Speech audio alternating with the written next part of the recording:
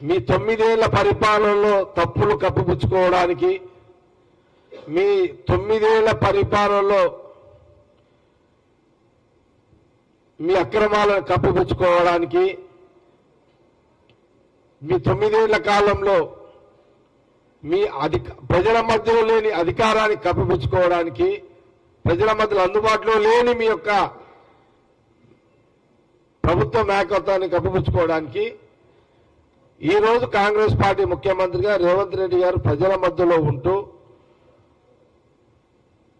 దాన్ని జీర్ణించుకోలేక కేటీఆర్ గారు ఆ రకంగా మాట్లాడుతున్నారు. గతానికి గురించి కేటీఆర్ మాట్లాడితే తప్పకుండా వాళ్ళ గతాన్ని గురించి కూడా మాట్లాడాల్సి వస్తుంది. ఇది ఇప్పుడు రాజకీయ సంబంధం. ఇప్పుడు మీ 4 ముఖ్యమంత్రులు వచ్చి మీ 4 ఎమ్మెల్యేలు వచ్చి ఇక్కడ కలిసిర్రు. నువ్వు దాని గురించి ఏదంటే మాట్లాడుకోను. అంతేగాని నువ్వు ఆయన అక్కడ పనిచేసిండు, ఇక్కడ పనిచేసిండు, ఎంతసేపు ఈ రాజకీయ విమర్శలకి ప్రాధాన్యం ఇస్తున్న కేటీఆర్కి ఇది సబబు కాదు, ఇది పద్ధతి కాదు. ఇప్పుడు అట్లా తీసుకుంటే అన్ని పార్టీలు తిరిగి వచ్చినాయి కదా.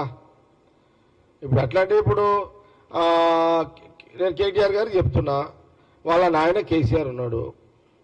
కేసీఆర్ జగమెరిగిన సత్యం చాలా మంది తెలియకపోవచ్చు, మళ్ళీ చెప్తున్నా, మీకు తెలిసిన విషయమే ప్రజలకు తెలవాలి. కేసీఆర్ ఆ రోజుల కాంగ్రెస్ యూత్ కాంగ్రెస్ లీడర్గా పనిచేసాడు. సమైక్య రాష్ట్రంలో యూత్ కాంగ్రెస్ నాయకుడుగా ఆయన కేసీఆర్ గారు కాంగ్రెస్ లో పనిచేసాడు. ఇక అది మనం ఇప్పుడు మీ నాయన ఏ పార్టీలో పని చేయకుండా ఉంటే మా రేవంత్ రెడ్డి గురించి నువ్వు మాట్లాడు, మా సీఎం గురించి మాట్లాడు.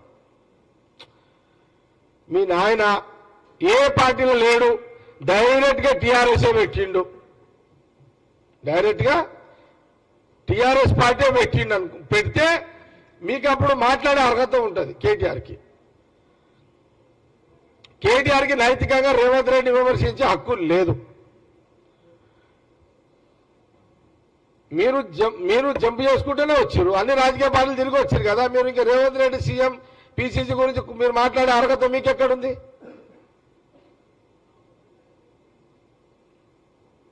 మీరు ఏ పార్టీతో సంబంధం లేకుండా మీరు డైరెక్ట్ గా టీఆర్ఎస్ పార్టీ పెట్టుంటే మీ ప్రశ్నకు మేము జవాబిస్తాం. కాబట్టి మీ ప్రశ్నకు వాల్యూ లేదు, జవాబు ఇవ్వాల్సిన అవసరం మాకు లేదు.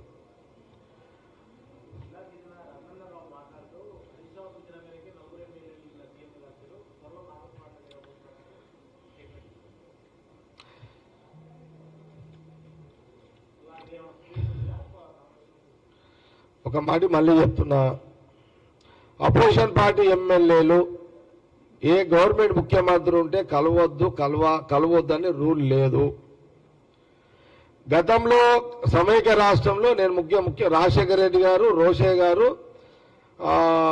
ఎవరు కిరణ్ కుమార్ రెడ్డి గారి దగ్గర చూసినా కదా, బండారు దత్తాత్రేయ గారు, కిషన్ రెడ్డి గారు సీఎంలో కలవడానికి వస్తుండే అప్పుడు సమైక్య రాష్ట్రంలో. మరి ఆ రోజు కిషన్ రెడ్డి దత్తాత్రేయ కాంగ్రెస్ లో కలిసినట్ట? మరి అట్లా కాదు కదా. అట్లా ముఖ్యమంత్రులు ఉన్నప్పుడు రూలింగ్ పార్టీ ఎమ్మెల్యేలు కలుస్తారు, అపోజిషన్ పార్టీ ఎమ్మెల్యేలు కలుస్తారు. సమైక్య రాష్ట్రంలో ఉన్న సాంప్రదాయాన్ని ఇప్పుడు సీఎం రేవంత్ రెడ్డి కొనసాగిస్తున్నాడు. మీ 9 ఏళ్ల కాలంలో అటు కాంగ్రెస్ కు మన టీఆర్ఎస్ కు అలవాట్లేదు, ఇప్పుడు బీజేపీకి సంబంధించిన అట్లాంటి గతంలో కిషన్ రెడ్డి చాలా సందర్భాల్లో కేసీఆర్ కలిసిండు. దానికి జవాబు ఎప్పుడు నేను మళ్ళీ మీకు జవాబు చెప్తాం. గతంలో కిషన్ రెడ్డి కేసీఆర్ ముఖ్యమంత్రిని కలవలేదా? మరి కలిసినప్పుడు దానికి జవాబు చెప్పండి, మేము దేనికైనా జవాబు చెప్తాం. ఎవరు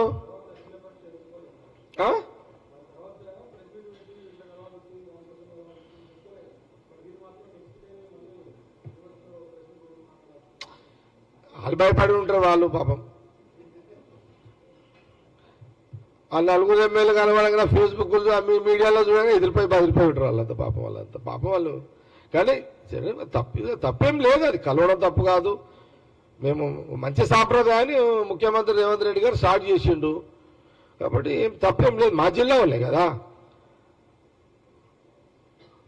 మేము వాళ్ళ దగ్గర అపోజిషన్ వాళ్ళకి గొంతు నొక్కుడు నాలుగే కోసం లేదు కదా మా దగ్గర. డెమోక్రసీని, ప్రజాస్వామ్యాన్ని మేము మళ్ళీ బతికిస్తున్నాం తెలంగాణలో. వాళ్ళు చంపిన తెలంగాణలో రాష్ట్ర విభజనలో వాళ్ళు చంపిన ప్రజాస్వామ్యాన్ని మళ్ళీ కాంగ్రెస్ పార్టీ అధికారంలోకి వచ్చిన తర్వాత మళ్ళీ మేము కాంగ్రెస్ పార్టీ అధికారం వచ్చిన తర్వాత మళ్ళా ప్రజాస్వామ్యానికి ప్రాణం పోసినాము, ఊపిరి పోసినాము, మళ్ళా బతికిచ్చినాం మేము.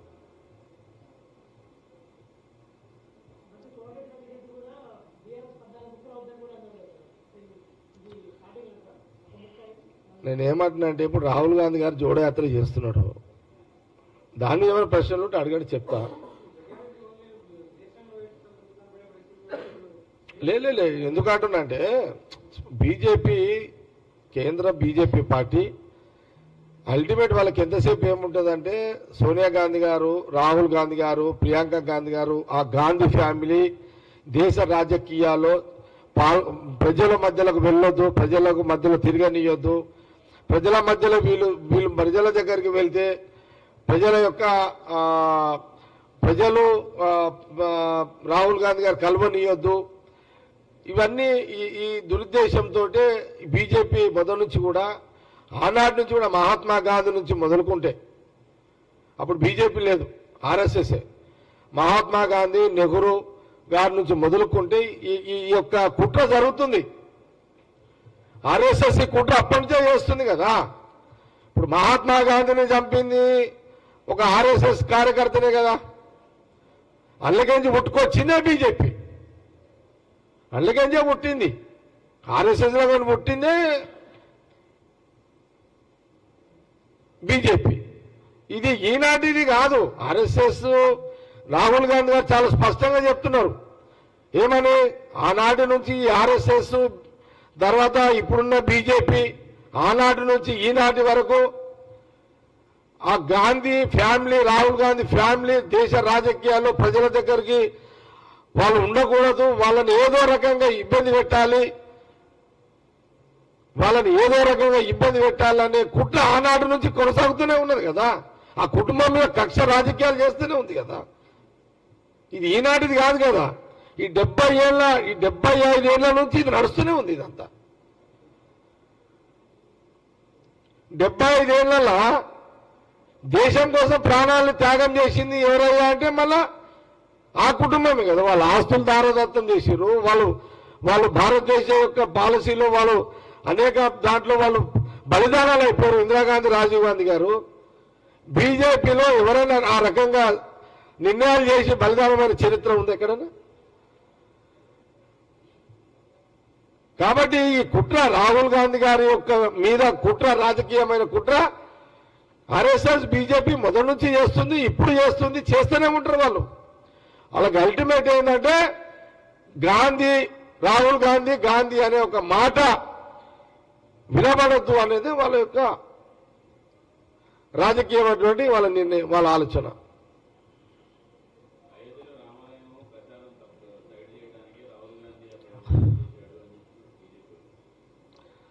చూడండి,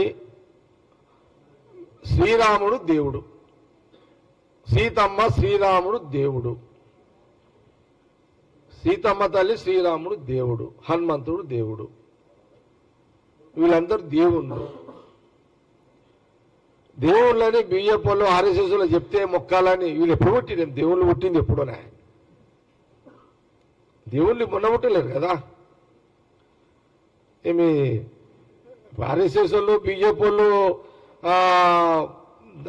దేవుడు పుట్టినాక వీళ్ళు పుట్టిరా, లేదు వీళ్ళ ముందే వీళ్ళు పుట్టి, దేవుళ్ళ కన్నా ముందు వీళ్ళు పుట్టిరా? కాదు కదా.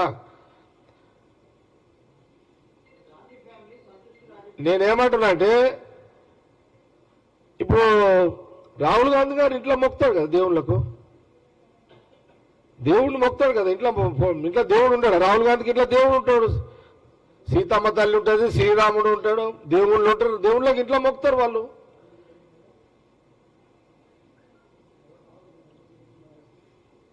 ఇప్పుడు ఇంట్లో మొక్కేది కూడా ఇంట్లో మొక్కుతున్నట్టు కూడా ఫోటోలు వేసుకోవాలా ఇక బీజేపీ వాళ్ళు చెప్తున్నట్టు